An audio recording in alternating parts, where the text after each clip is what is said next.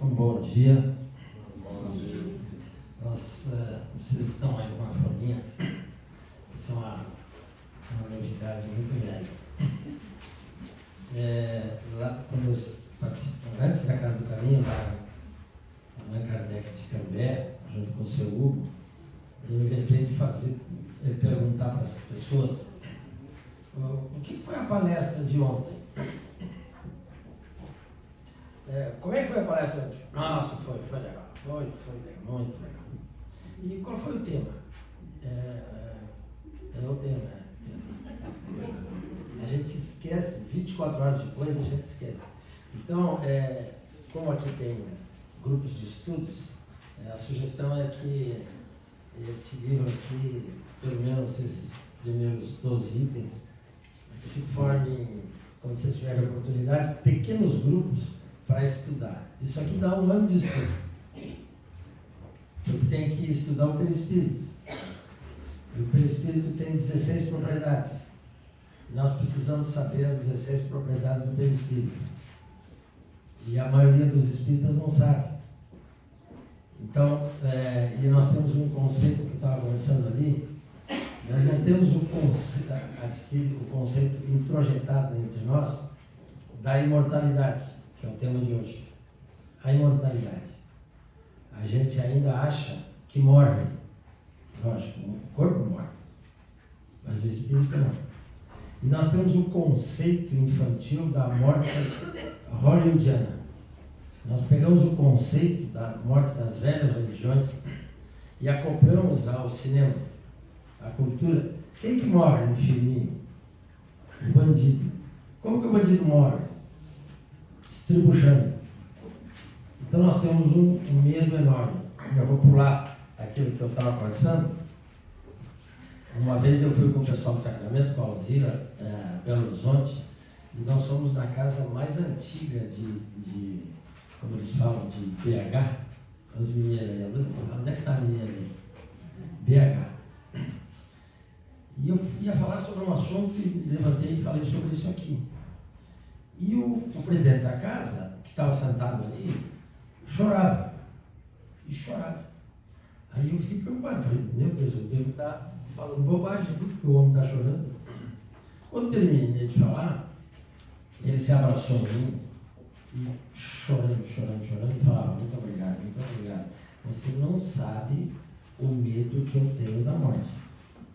Presidente, médium, clarividente, médium de cura, tinha várias mediunidades, ele era considerado assim, um espírito elevado, era o líder de um grupo, clarividência, clareaudiência, psicofonia, psicografia e cura. E tinha medo da morte. E aí, se a gente fizer uma enquete entre nós espíritas, nós resolvemos essa questão, porque tem uma frase lapidar. O espiritismo matou a morte. Será? Então, quem que trabalhou isso aí? Jesus. Mas nós não entendemos. O Evangelho são as novas, né? A boa nova. A principal nova de Jesus foi a imortalidade. Todo mundo acha, foi o amor, foi o perdão, foi isso, não foi. Foi a imortalidade. Ele veio trabalhar a imortalidade. Sem termos esse conceito de imortalidade, como é que nós vamos entender as bem-aventuranças? Alegrai-vos, vocês que estão chorando. Mas na frente dele tinha 5.000 pessoas, doentes, loucos, obsidiados, leprosos, foragidos da lei. Não tinha nenhum romano lá, não tinha nenhum poeta, não tinha nenhum espírito lá. Tinha os sofredores da época que o perseguiam. E ele abre os braços e fala para aquela multidão de gente sofrida: vocês herdarão a terra. Então eles ficaram pensando, nós vamos herdar amanhã, nós vamos parar de chorar amanhã. Não, ele falava para os épodos, ele falava para o futuro, ele falava para os milênios, que não começou ainda a se concretizar. Baseado em quê? Baseado que ele estava vendo ali aqueles espíritos que representavam a humanidade naquele momento, sendo preparados para herdarem a Terra nos próximos milênios. Como entendermos isso sem sabermos nós, seres imortais, ora encarnados, ora desencarnados? Quem vem estudou isso quase que a vida toda foi Bozano. Ernesto Bozano vem, mas antes eu tenho falado aqui sobre programação reencarnatória.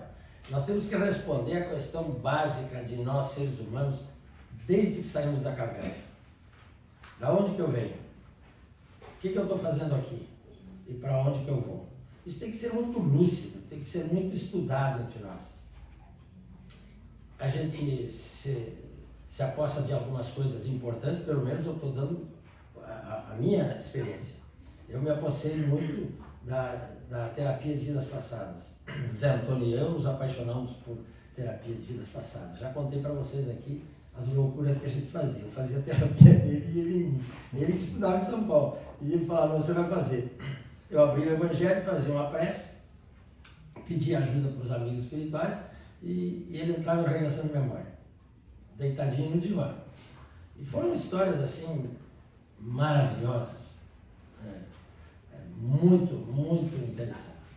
Uma delas que eu nunca contei para vocês, eu lembrei para os meninos da clínica lá, numa das regressões de memória de Antônio, ele foi um padre, e ele vinha chegando na aldeia, e era um padre gordo, ele vinha chegando na aldeia a cavalo e começou a infartar. E a dor no peito foi tanta que ele deitou sobre o cavalinho assim, parou debaixo de uma árvore e escorregou e caiu.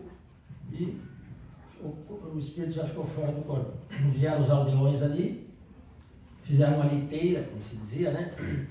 Com aquele mesmo cavalo, e levaram ele para a igreja. E ele começa a descrever, mas que engraçado, a igreja está cheia de gente, mas tem um caixão no salão da igreja. E eu falava, olha lá, vê quem é. Eu falava, não vou olhar não. Vê quem é, olha lá. Não vou olhar. Daí um pouco ele criou coragem. Falou, nossa, mas sou eu. Todo mundo chora na igreja, mas sou eu. Como que eu estou lá e estou aqui? Aí chega o padre que tinha evangelizado ele, que tinha dado a primeira, o batismo, crisma, todas aquelas coisas católicas. E ele fica, mas o senhor já morreu, como é que o senhor está aqui? Vem, meu filho, na sua missão se encerrou, vem comigo. E sai levando ele como se fosse uma escadaria. Quem leu Voltei, né, do Figner, quem leu Voltei sabe, né, que os portais que nos levam à espiritualidade são como escadarias de luz, que vai subindo. E ele subia e olhava para trás, ele não queria ir com o padre, ele olhava para trás para o caixão, e o padre abraçava ele e levava ele. Então, esse conceito, desculpa, esses conceitos a gente tem que trabalhar quando a gente trabalha o passado. Da onde que eu venho? Através da terapia de vidas passadas, a gente tem muito entendimento do quanto que a gente já andou em todos os continentes deste mundo. Né? A primeira palestra que eu conheci a Sakai, lá fiz o nosso lar, a Sakai me chamou assim, falou, eu vi você no Japão. É mesmo, Sakai? Eu já fui que nem você, japonesinho, já? Você tinha um monte de filho e levantava pipa. E aí chegou gente ali, começamos a conversar e ela não terminou. Um ano depois ela me chamou de novo. Você quer que eu termine aquela história? Eu falei, claro, Sakai. Aí você foi, eu via você colocando as roupas de samurai e depois você volta no caixão, você volta morto. E assim, quando a Sakai me encontrava, ela me contava. Então, nós já estivemos em todos os continentes. nós sabemos todas as línguas, todas as matemáticas. Nós temos um patrimônio enorme dentro de nós que tem que ser estimulado para aflorar. Educação não se enfia a goela abaixo, se estimula para que o patrimônio se manifeste. É o que está acontecendo com você.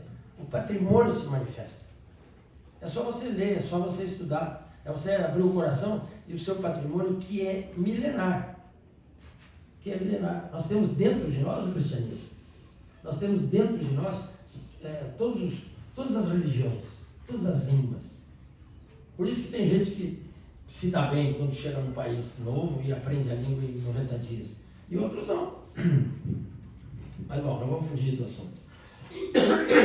Então, trabalhamos em terapia de vidas passadas, trabalhamos a programação reencarnatória, que eu falo muito aqui. A gente vem com um programa para ser desenvolvido, que a gente fatiou em bio, sócio, psico e espiritual. Quando esse programa trava por algum motivo, desencadeia uma coisa dentro da lei divina que está na nossa consciência, que é a dor. A dor não é para ficar dodói. A dor é uma campainha para acordar a gente. Acorda, desperta. Travou o programa. Ou na parte biológica, não está cuidando do corpo, ou na parte social, você está com dificuldades, ou no psicológico, que a gente não quer saber do psicológico, a gente acha que isso é coisa para louco, os psicólogos aí. Ou o mais importante, que é o projeto mais importante, que é o espiritual. Que a gente acha que a mediunidade é só por dia da reunião mediúnica. E a mediunidade é 24 horas por dia. E todos somos médiuns. Ah, mas eu não enxergo, eu inventei que eu sou uma porta-véia, né? Lá na casa da minha família, eu sou uma porta-véia. Não ouço, não vejo, não tá, e sou médium. Porque nos momentos de dor, a intuição funciona. Então, a gente trabalha o que veio fazer aqui. Mas e o futuro? Por que nós temos medo da morte? Todos nós temos. Não se culpe por estar com medo da morte. Nós temos. Porque nós temos a morte das velhas religiões, o nada. O que é a morte para nós? É o nada, acabou. Nós nos consideramos uma formiguinha entre duas muralhas altíssimas. E nós andamos lá embaixo, entre esta muralha que se chama nascimento e esta muralha que se chama morte. E a gente anda como uma formiguinha perdida lá. Para trás não existe anterioridade, não existe nada. E para o futuro existe o cemitério. A Casa do Caminho nasceu do nosso estudo, aqui, que a gente vinha aqui com o doutor Luiz Carlos Pedroso, depois fomos para a favela e tal, e chegou uma família para nós, a mãe e o pai da Lana, que se associaram a nós e abrimos a Casa do Caminho na favela Marísia. E qual era a história da Lana? A Lana, uma jovem poetisa, um espírito brilhante, de pais riquíssimos, pula na piscina, faz uma lesão, tetraplégica, UTI, 15 dias de UTI, desencarnou. E a mãe ia para o cemitério todos os dias levar uma dúzia de rosas. Todos os dias. Até que Dom Albano, ela morava ali perto da catedral, e ela enchia tanto o saco do bispo, que o bispo falou para ela assim: vai no Chico Xavier, filho, pelo amor de Deus. O Dom Albano que mandou. A Lourdes Redondo. A Lourdes foi lá. Chegou lá e começou a pegar no pé do Chico. E não... Levou 3 meses indo lá. 1 ano depois. Ia todo fim de semana lá. Um dia veio uma carta da Lana. Tá do Chico: mãe, as rosas que você leva para o cemitério, onde eu nunca estive, olha só, onde eu nunca estive, transforma em pão e dá para as crianças que você vê nas ruas de Londres. Nossa, que foi um choque. Aí nós estávamos começando o estudo, ela foi estudar conosco. A Lourdes era católica. A Lourdes tinha um drama assim de vez em quando, ela entrava em drama. Onde que eu vou nesse fim de semana? Eu vou para Paris, eu vou para Miami, vou para o Rio de Janeiro, ou eu vou ficar em casa? Nossa, que drama, né? Vou para Paris. De uma hora para outra, a vida acabou para ela, com a morte da filha querida. Foi o Chico que trouxe a filha de volta. E ela falou: mãe, eu nunca estive no cemitério. Eu fui recebida assim. E você chorava do lado de fora na UTI, e eu estava vendo você lá de dentro. E começa a contar toda uma história, transformando a vida dessa família. Então a proposta é que isso aí vocês levem para casa, baseado naquilo que eu falei, lembra? Né? O que foi a palestra de ontem no meu e-mail? Quem falou? O Júpiter falou sobre o quê? Falou. Nossa, foi legal. Nossa, foi muito bom. Eu até chorei. Mas qual foi o tema? O tema. A gente esquece. E a gente não introjeta o conhecimento da casa espírita. Então, leve. O Rosano tem duas folhas dessa aqui. A segunda fica para o futuro. Os 12 itens principais. Ele selecionou 17 casos. Se vocês pegarem o livro A Crise da Morte, e eu lembrei de falar isso porque um amigo nosso, o senhor que vai na Casa do Caminho na pandemia, perdeu a família toda. E o espírita chegou em desespero lá. Eu peguei o livro A Crise da Morte, falou, lê isso aqui. E ele me agradece cada vez que eu vi. Ele falou que aquilo abriu a cabeça dele. Porque ele também, espírita de muitos anos, tinha o conceito de que a família dele, as 3 pessoas que viviam com ele, estavam ali no cemitério. Espírita de muitos anos, ele ia lá no cemitério. Quando ele descobriu que lá no cemitério não tem nada, só está o casacão, né? Só está o casacão de células, que o espírito liberta-se e vai embora, aquilo mudou e acabou o sofrimento dele. Pelo menos ele começou a trabalhar esse sofrimento que para ele era insuportável. Então esses 17 casos são extremamente interessantes. O mais bonitinho de todos é de 3 amigos que numa das guerras dos Estados Unidos, 2 deles morreram e o terceiro continuou lá e também desencarnou e acorda no plano espiritual e vê os 2 amigos olhando para ele sorrindo. Ele falou, mas como é que vocês estão aqui? Vocês já morreram. Aí os amigos olhavam para ele e falaram assim, o que você acha? A tradução não é bem essa, mas eu imaginei esse diálogo. A tradução é outra, mas eu imaginei que você, para não chocar, né, os 2 amigos, mas vocês já morreram, como é que vocês estão conversando comigo? O que você acha? É a história do quem gosta de futebol, né? A gente avisar que você está escalado na ponta esquerda. Lá tem futebol. Então, o primeiro item, todos afirmam você ter encontrado novamente com a forma humana nessa existência. Tem muita gente que acha que não vai ter a forma humana. Mas o que é a forma?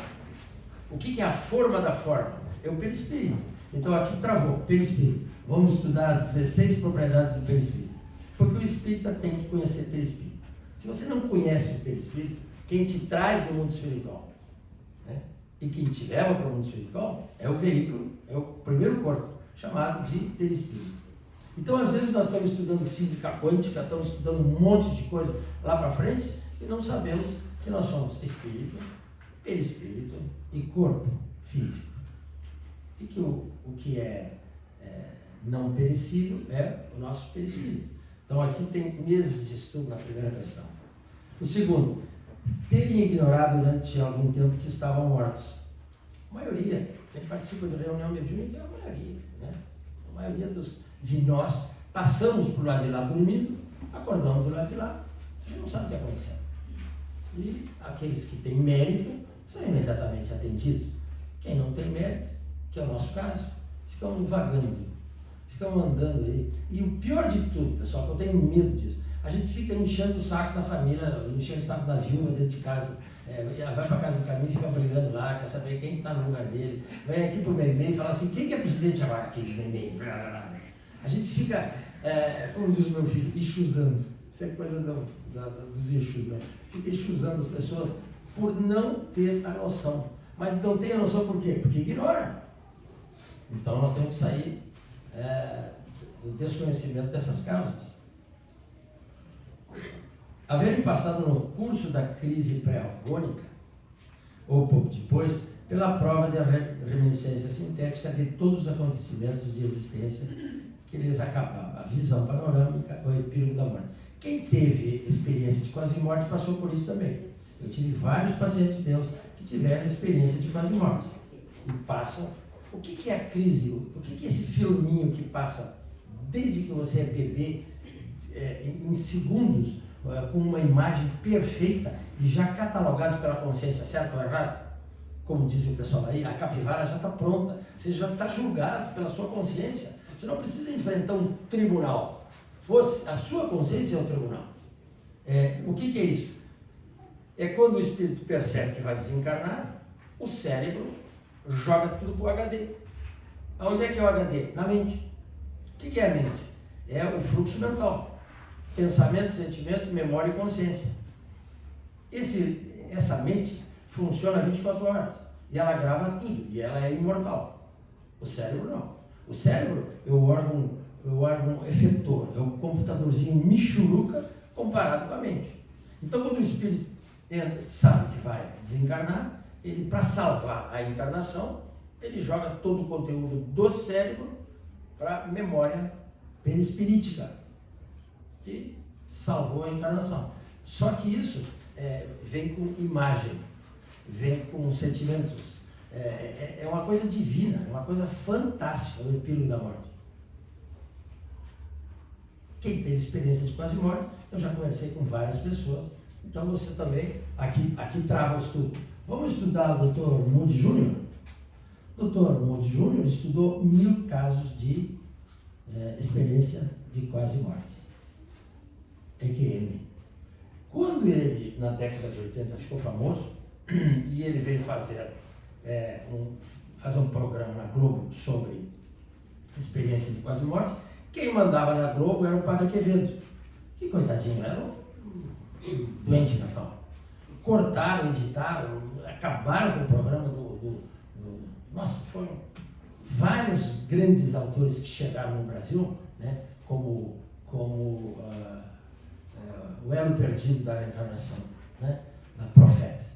O Padre Quevedo acabou com o programa, para não falar o principal. Então, vocês querem ler sobre o elo perdido do cristianismo, da Elizabeth Profeta? É um livro maravilhoso que mostra aquilo que o avô dela, ou a avó dela, sei lá, da Elizabeth, estudou a vida inteira. Ela vem, eu tinha desconfiança que era o mesmo espírito, que era neto, de tanto, vocês estão entendendo?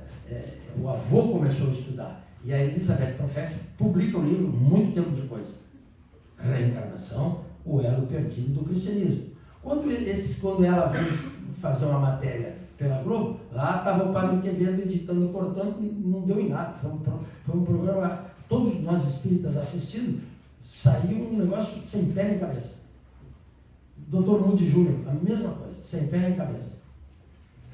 Graças a Deus, anos depois, quem passa a orientar as questões espiritualistas na Globo passa a ser o Dr. Sérgio Felipe de Oliveira. Aí mudou tudo. Isso aqui é uma expectativa enorme nossa, né? Terem sido acolhidos no mundo espiritual pelos espíritos das pessoas, de suas famílias e de seus amigos mortos. Mas é lógico, nós somos acolhidos lá por aqueles que já foram para lá, né? Que nos acolhe, a gente acha que só vai acontecer isso se a gente for anjo, espírito elevado. Não.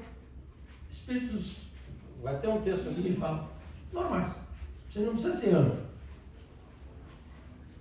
Haverem passado quase todos por uma fase mais ou menos longa de sono reparador. É muito importante. A gente encaminha na reunião mediúnica o espírito que não teve mérito, coitadinho, para ser atendido, está vagando, não sabe que está meio perdido, e é trazido na reunião mediúnica, e dali ele é encaminhado para um atendimento hospitalar, onde ele vai recuperar-se da sua mente. A mente precisa, durante o sono, recebendo o passe, né? Recebendo a orientação, a medicação do mundo espiritual, ele recupera a consciência, o pensamento, o sentimento e principalmente o emocional. E acorda um mês depois, um ano depois, não interessa quanto tempo depois, já equilibradinho para entender o que aconteceu com ele. A maioria de nós chega lá e não sabe que desencarnou. Se chama então sono reparador. terem se achado no meio espiritual radioso e maravilhoso, que eu falei, no caso de mortos moralmente normais. A gente adentra um mundo radioso e maravilhoso que são normais. E num meio tenebroso e opressivo, no caso de mortos moralmente depravados. Aqui a tradução de depravados reduz a coisa. Moralmente, eu diria, surtados, psicóticos, com dificuldades enormes e principalmente apegos. Uma das coisas que não permite que sejamos atendidos do lado de lá são os nossos apegos, né? O apego materialista. Esse é um dos apegos. Ficamos presos. Onde está o teu tesouro, está o teu coração. Tudo isso aqui, pessoal, nós temos que fazer um link de cada um desses itens com o Evangelho de Jesus. Jesus falou tudo isso aqui. Tudo isso aqui ele falou. Não é megalomania minha, mas a doutrina espírita nasceu no Tabor. Lá no Tabor, Jesus inaugura a doutrina espírita. Conversa com Moisés e Elias, fala que Elias já tinha vindo, desce para atender um obsidiado, o menino que era jogado na água, no fogo, ele coloca a partir do Tabor todos os postulados, que depois Kardec colocou no papel. Todos os postulados. Mas esses postulados nos foram negados porque mexeram nos evangelhos, porque fizeram um crime, consideraram alguns apócrifos. Ora, 300 anos depois, sei lá quantos anos depois, quem que deu moral para que aqueles exegetas pudessem dizer: esse evangelho aqui de Tomé é apócrifo, este aqui escritos de Maria é apócrifo, isto serve, isso não serve? Isso é crime. Você não pode fazer isso. E se fez isso dentro do cristianismo. E se modificou, se traduziu errado, se tirou um monte de coisa. Está lá no Evangelho de Kardec. Os erros incrustados são obra dos homens. Está lá. Está escrito Kardec, se não me engano é Lázaro que diz isso, ou Félix, agora não lembro. Terem reconhecido que o meio espiritual era um novo mundo objetivo, substancial, real, análogo ao meio terrestre espiritualizado. É o filme Nosso Lar, né? Você vê no filme, você vê no livro, você vê na obra de André Luiz. Por quê, pessoal? Porque tem que mudar a nossa visão. O mundo real é o de lá de lá. Este aqui é o passageiro. Nós somos de lá, nós não somos daqui. Então Eurípides tem uma frase lapidar: somos seres espirituais passando por uma experiência corporal e não corpos buscando experiências espirituais. Nós somos um ser espiritual passando por uma experiência na carne e não carne buscando uma experiência espiritual. Mas nós somos educados assim, de que a gente está buscando uma experiência espiritual. Não, nós somos espíritos. Jesus falou isso? Falou. Passar pelo mundo sem ser do mundo. Quer dizer, sem ter o apego do mundo. Nós temos que passar pelo mundo sem ter o apego do mundo. É fundamental. É fundamental para a nossa evolução. Haverem aprendido que isso era devido ao fato de que, no mundo espiritual, o pensamento constitui uma força criadora. Então, quanto que a gente estuda pensamento? Já contei para vocês que quando eu cheguei de Sacramento a primeira vez, do Colégio Allan Kardec, reunimos o grupo na Casa do Caminho e falamos: pessoal, vamos estudar pensamento. E eu comecei a buscar dentro da obra de Kardec, Emmanuel, André Luiz, não sei o quê. E eu achei que a gente estudaria pensamento e acabaríamos com o estudo em 3, 4 meses. Estudamos 2 anos e não chegamos nem na metade. Está dentro da obra kardeciana, está dentro da obra. Se me der uma linha, vai me ajudar. Tem aí de baixo. Peguei. Está aqui de baixo? Está aqui, obrigado. Pensamento. Quem que ontem a gente estava assistindo? Foi o meu filho, o Marquinhos. O Marquinhos cita o Buda, que foi um Buda quem falou primeiro, você é o que você pensa. E a doutrina espírita categoricamente afirma isso. Você é o que você pensa. Então nós temos que estudar pensamento. E nós fomos estudando pensamento até hoje, 30 anos depois de termos ido buscar essa orientação no colégio Allan Kardec. Você tem que estudar pensamento. Isso é o que você pensa. Então, haverem aprendido que isso era devido ao fato que no mundo espiritual o pensamento constitui uma força criadora, por meio do qual todo espírito existente no plano astral pode reproduzir em torno de si o meio de suas recordações. É o pensamento que faz tudo isso. As construções, o ambiente para aquela família é moldado pelo pensamento, pelos desejos, auxiliado pelos espíritos construtores. Está tudo na obra de Kardec. É assim que funciona do lado de lá. Não haver tardado a saber que a transmissão do pensamento é a forma da linguagem espiritual.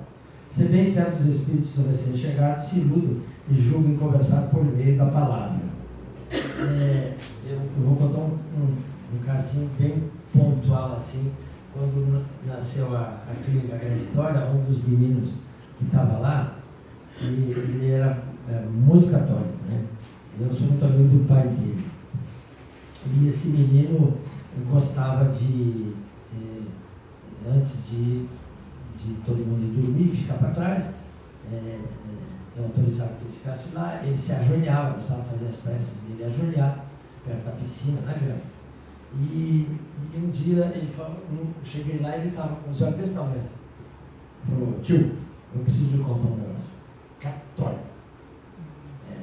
Ontem eu estava ali fazendo as minhas preces e vi, como o senhor fala, 2 espíritos de branco na minha frente e 2 atrás. E como 2 coisas que o senhor fala aqui, eles não abriam a boca e falavam comigo. E a segunda coisa, eu enxergava os de trás sem virar o pescoço. Tá vendo? E a terceira coisa, quando um deles falou assim, podemos te abraçar? Eu falei assim, não, pelo amor de Deus, não. Aí ele falava para mim, eu ia dizer, que nem o senhor fala aqui, eu ia desencarnar. Eu ia só ficar o chinelinho e eu ia subir. Ele falou, a gente ria muito dele, porque ele olhou para os 4 enfermeiros. Tem 4 enfermeiros que trabalham na clínica Grande Vitória. São vistos por eles. Graças a Deus são vistos pelos evangélicos, são vistos pelos ateus que estão lá. Ateus, graças a Deus. Daí eu apelido eles de ser ateu, graças a Deus. Pensamento, né? Terem verificado que graças à faculdade da visão espiritual, se achavam em estado de perceber os objetos de um lado para o outro, seu interior através deles. Foi o que o menino contou. Você não precisa virar a cabeça para ver para trás, né? Então, qual é o conceito que a gente tem que depreender disso aqui? Que o corpo físico é um redutor do espírito. O corpo físico reduz tanto o espírito e o perispírito que só nós enxergamos só através do olho. Quando estamos livres da carne, a nossa visão é 380 graus. A nossa fala, o nosso pensamento se expande. Você não precisa abrir a boca. Depois vem volitar, você volita. Você se transmite, se transporta de um lugar a outro. Essa é a vida fantástica que Deus nos deu, da imortalidade e da vida. Você já pensou a gente não precisar de um Chevrolet, de um Ford, para andar, um carrinho, cheirando a gasolina? Olha só. Visão espiritual já vi, né? Haverem comprovado que os espíritos se podem transferir temporariamente de um lugar para outro, ainda que muito distante, por efeito apenas de um ato da vontade. Pensou, pá, está lá. O que não impede que também possa passear no meio espiritual ou voejar a alguma distância do sono. Eu acho que mais correto é volitar. Voejar ou volitar. A gente não bate pata lá. A gente voeja. Tenho aprendido que os espíritos mortos gravitam fatalmente. Aqui é uma lei. Emmanuel fala assim: quando desencarnamos, o espírito gravita para a sua esfera de competência. A esfera de competência. Então a gente tem que analisar aqui para onde que eu vou. Qual é a minha competência? Não no sentido de se culpar, no sentido, eu vou para o umbral. Nós espíritas temos essa mania de estar falando no umbral. A gente vai ficar no umbral. Se André Luiz ficou 8 anos no umbral, eu vou ficar 80. Para com esse negócio. Para com esse negócio. O André Luiz não conhecia nada de doutrina espírita e coitadinho, ele era um médico materialista, né? Coração de pedra, não tratava bem a esposa, os filhos. A paciente que não pagava, ele não gostava dela. Ou pelo menos isso não faça. Então, eu tenho uma esperança de, em vez de 8 anos, ficar só 8 meses no umbral. O André Luiz era muito coração fechado. O espírito gravita automaticamente e fatalmente para a sua esfera, para a esfera espiritual que lhes convém, por virtude da lei de afinidade. Onde está o teu tesouro, está o teu coração. Eu trabalho muito com os dependentes químicos. Se você desencarnar numa overdose cheirando, usando cocaína, bêbado, usando cachaça, você vai para onde? Para quem está usando. O filme, o livro As 4 Mães de Chico, quando o jovem vai ao suicídio, desencarna, ele encontra imediatamente o espírito que usava com ele, que era de uma jovem. E ela traz droga injetável para ele, ele já cai ali.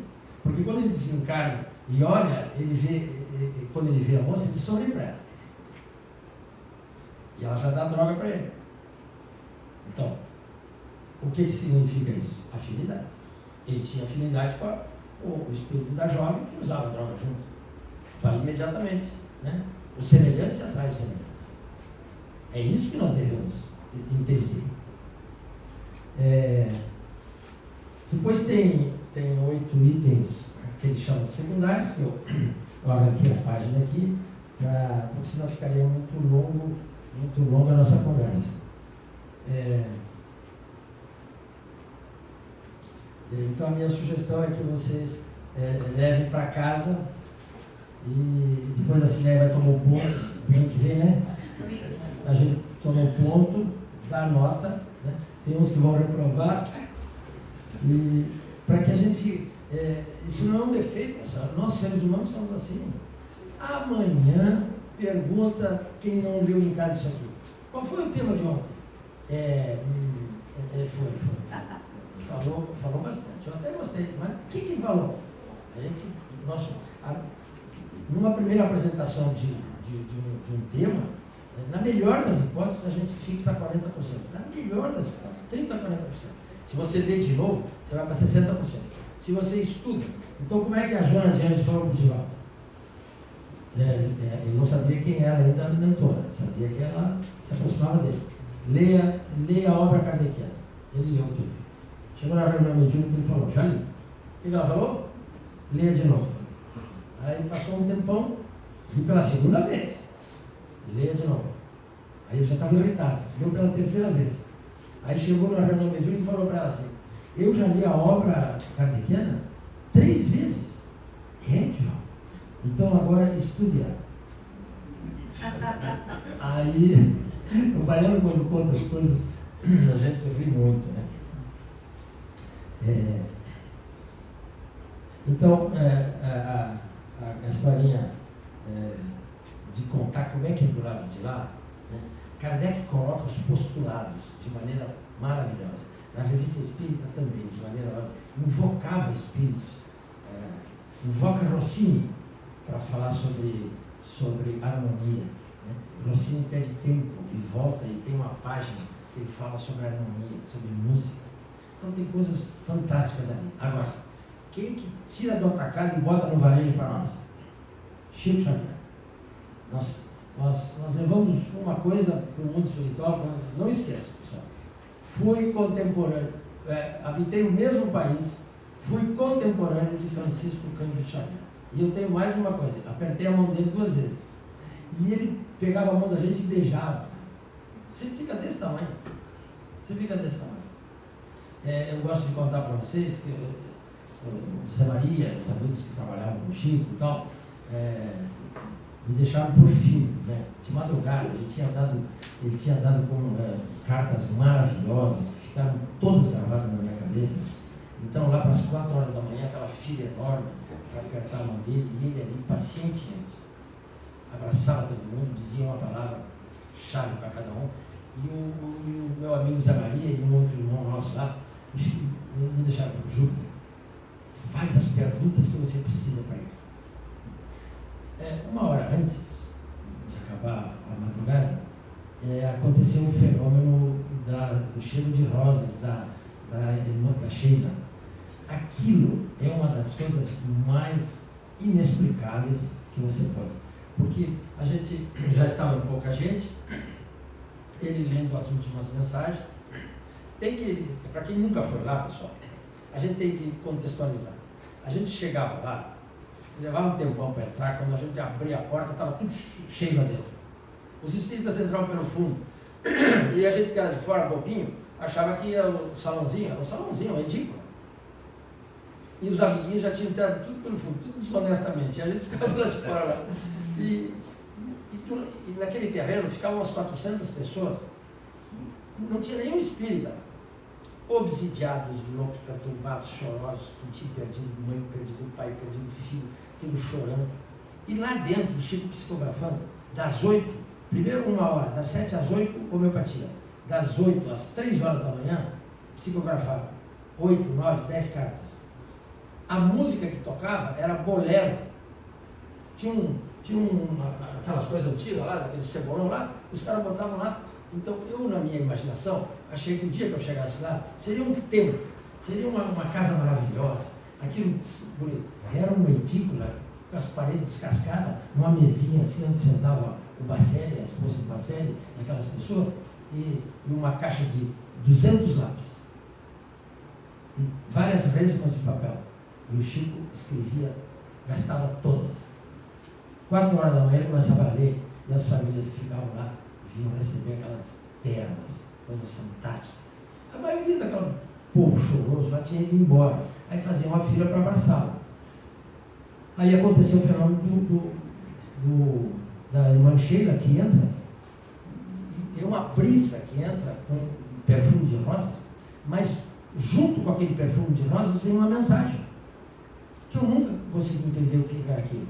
Um dia alguém me explicou, é que a Sheila se aproximava com uma equipe de espíritos curadores, que enquanto você sentia e se emocionava e abria a sua opinião, eles te tratavam.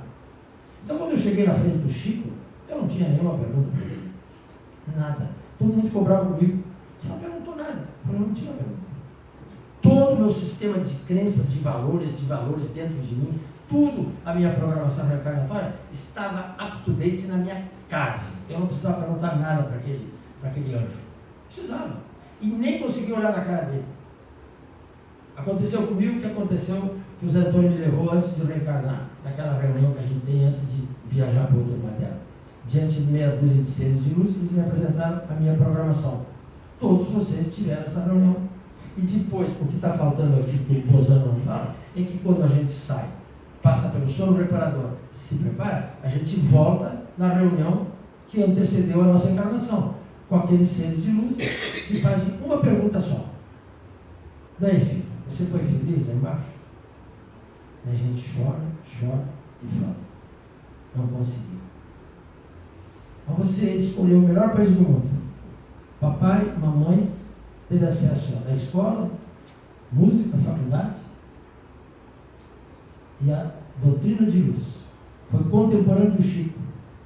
Conviveu com o Hugo Gonçalves.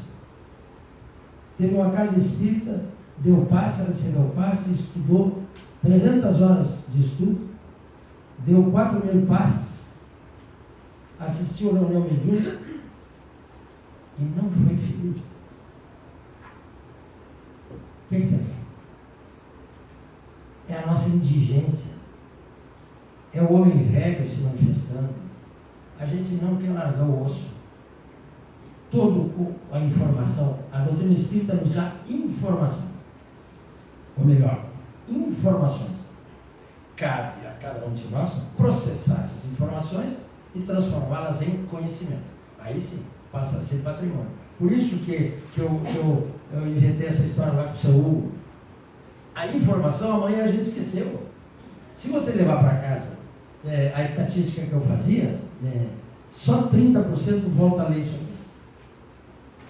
Pessoal, quando eu fazia isso aqui, era quase no tempo do mimeógrafo, viu, pessoal? Nós estamos evoluindo. Agora a gente baixa os textos. Eu perguntava para as pessoas, intimidade. Você leu? Não. Onde é que está aquele papel?